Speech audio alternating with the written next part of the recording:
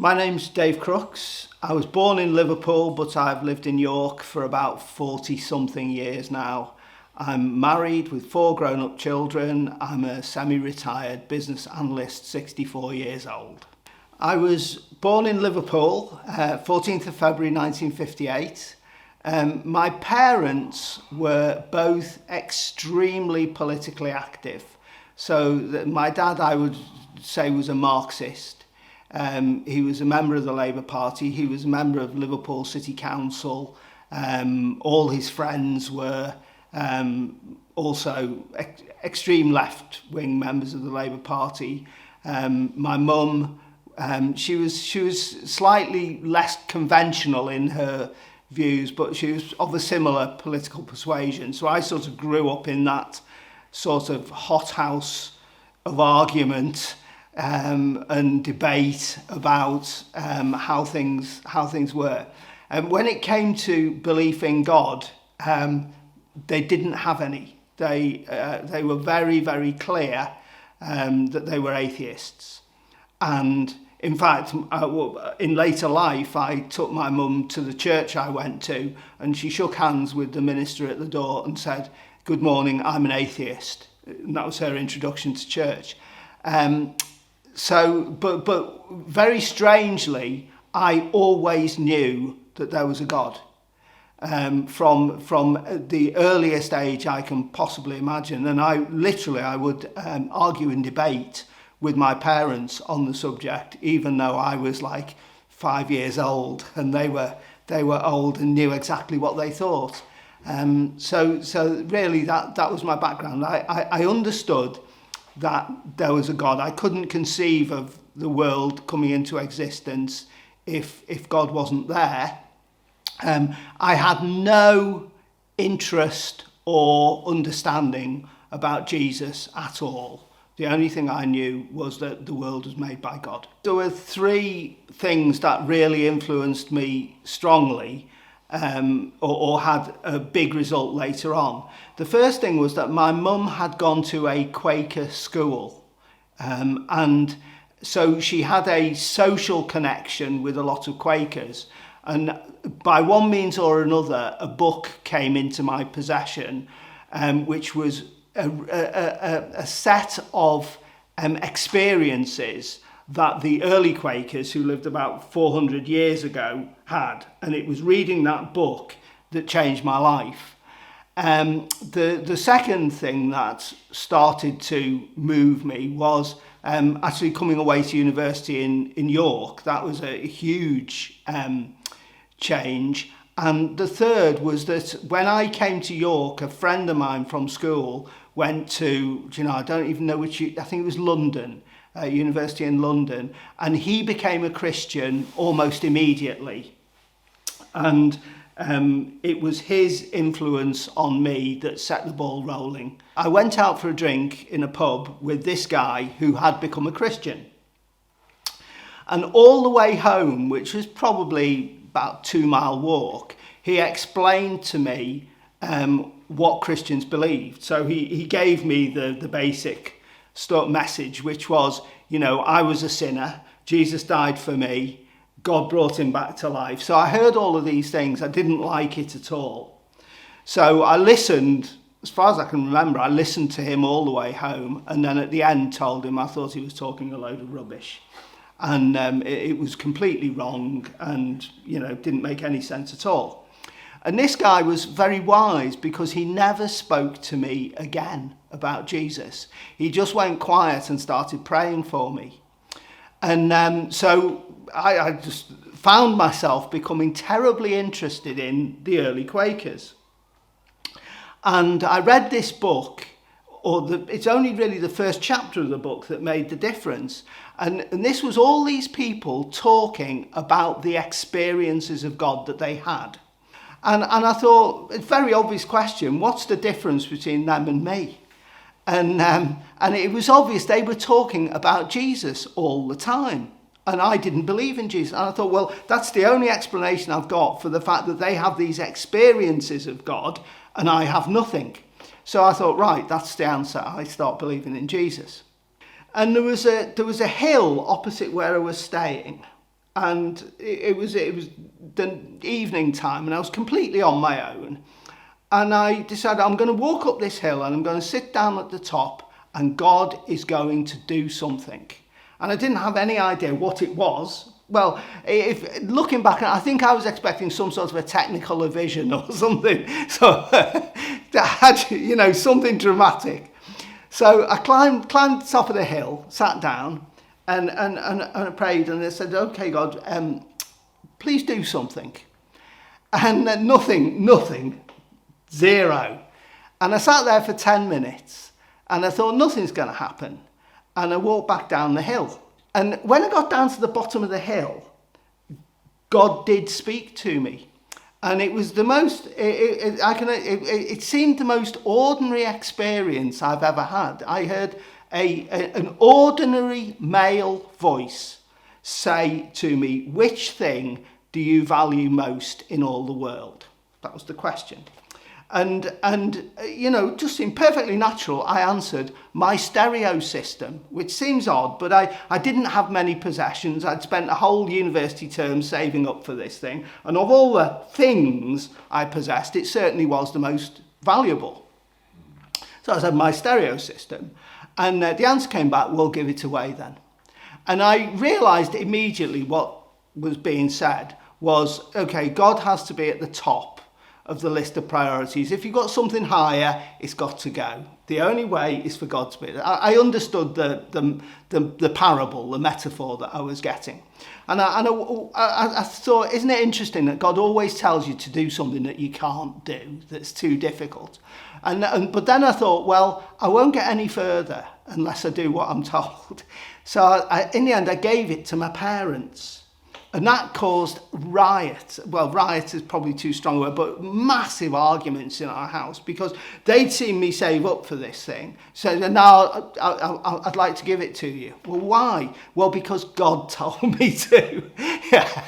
And so that strangely didn't go down very well. But in the end, they took it.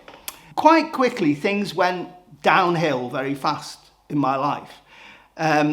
All sorts of things went wrong, and I actually had a very bad year.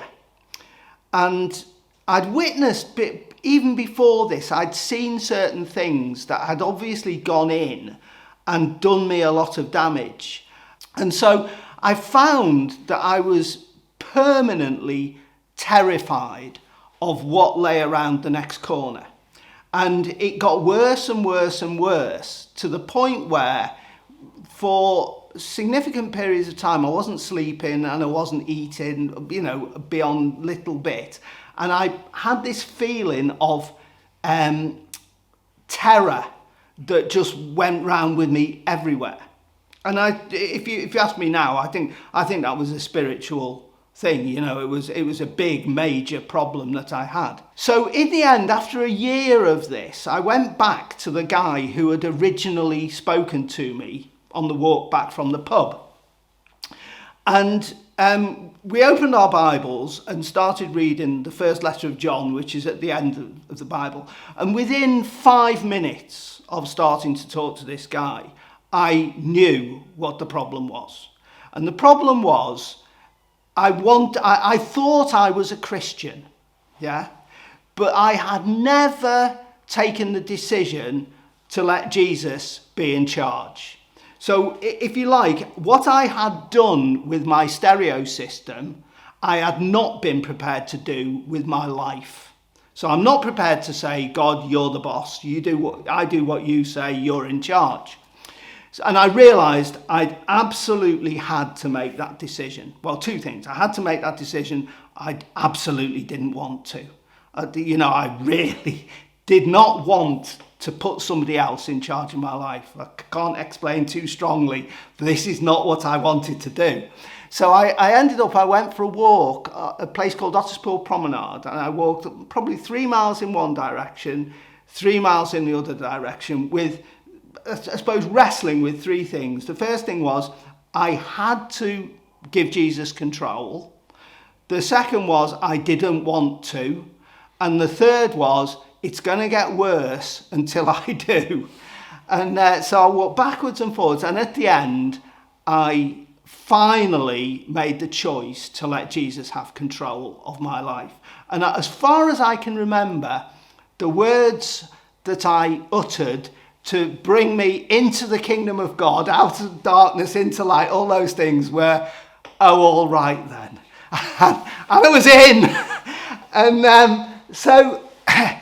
And at that point, things changed to a certain amount instantly, and to a certain amount over a significant period of time. The instant thing was, somehow I had the strength to cope with the problems I was having. But it wasn't nice. And over about the next 6 months, gradually things started to get fixed. And the last step in the process was a friend of mine, me and another guy, we were going away on a church weekend to the East Coast, and we never arrived because we got stuck in a snowdrift 6 miles outside a place called Market Wheaton, spent the night in the car. In the next day, an agricultural vehicle came and took us into the town, and we booked into a bed and breakfast. But it was before the days of mobile phone, and all these people who'd gone on the weekend, I'd left York, not arrived. So they were praying for us all weekend. And I had nothing to do in this bed and breakfast. And I remember feeling this sense of desperate fear and foreboding. And I thought, I lay down on my bed and I prayed in tongues for an hour and a half. And I stood up, and all the sense of terror, whatever it was I was frightened of, it had gone. And it never came back. And I can remember prior to that, I can remember walking across a university campus thinking, I think if I live to the age of 99, I will never get rid of this feeling. And then suddenly, bang, gone. And there's a verse in the Bible where it says God does exceedingly abundantly above all we can ask or think. And I couldn't conceive of not walking around in a state of terror. And then suddenly I wasn't. And so that was just a massive change. It took about 6 months to work its way through, but my life was completely different as a result.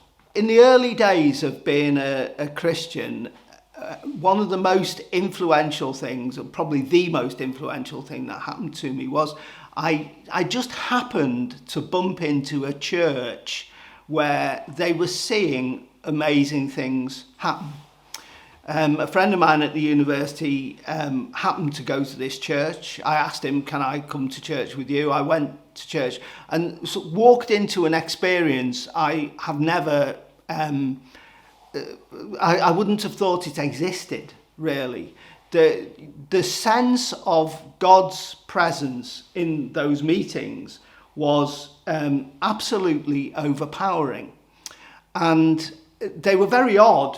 There was no structure to the church service at all. People would just arrive, and then at some point somebody would start singing something. And the lady on the piano was such a genius that you could start singing any song in any key and she could just join in.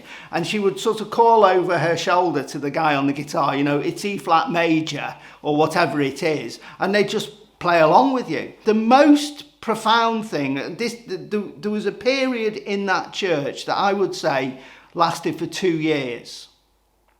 And I would go to these meetings and be so aware of God in the room that I was scared stiff. And, you have these experiences in the Bible. People see angels, they're always terrified. People see Jesus after he's raised from the dead, they're always terrified.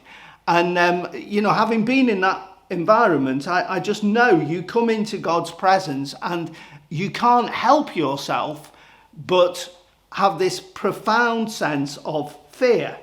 At the same time, I was happier than I'd ever been in my life. So again, there's a verse in the book of Acts which says, they walked in the fear of the Lord and the comfort of the Holy Spirit. And it was a bit like that. Two other things about that experience was, first of all, the sense of love among the people. So I was a sort of like, I would describe myself as sort of like little boy lost, even though I was about 20 years old. I was, pretty helpless in life. And there were all these ladies in the church that would arrive at church and they would say, well, I baked an apple pie this week and I made one for you. And somebody else would say, well, I made a cake and I made it for you. And literally I would go home from church with carrying food that all these women had looked at, and they're, poor David, somebody needs to cook him a meal. And so I would go home from church with food. There was a lady at that church, actually she's just died, who did my washing. She would arrive at church on a Sunday, take all my dirty clothes home, wash them, iron them, bring them in a bag and bring them back to me on Wednesday. And there was a sort of level of care for somebody like me. I was much more helpless in those days than I am today. That was exactly what I needed. The guy who was the pastor there, he could literally talk for an hour and a half, and he would sit down and you would think, oh, he stopped, because it was so alive what he was communicating. So my feeling on that 2 years, it only lasted for 2 years. It just became ordinary after that. So that was a remarkable and fantastic experience for me. I got married at, I think I was 28, to my wife, Kate. We only just got together because we started going out 2 weeks before she was due to leave York forever. So I sort of really first noticed her when I almost ran her over, which was, a good introduction. I used to, there was a particular way I used to drive to work, and it went past a bus stop where she was standing waiting for a bus to go to Selby where she worked. And I drove past her for weeks and weeks and weeks, seeing her every morning. And again, it was only after we got together and started going out together that I realised in order to drive past that bus stop, I'd been driving past a no entry sign. It wasn't just a no entry, it was no entry to motorised vehicles, if you know what that sign is in the highway code. So I shouldn't have ever been there in the first place. But we got married. We've got 4 children. When we got married, I wanted 2 children and Kate wanted 5. So we had 3 because that was a reasonable compromise. And then didn't know what to do because you can't have 3.5 children. So we got stuck. So we had our children at 2-yearly intervals and then stopped. And Kate continued wanting another child, and I continued thinking three's a lot.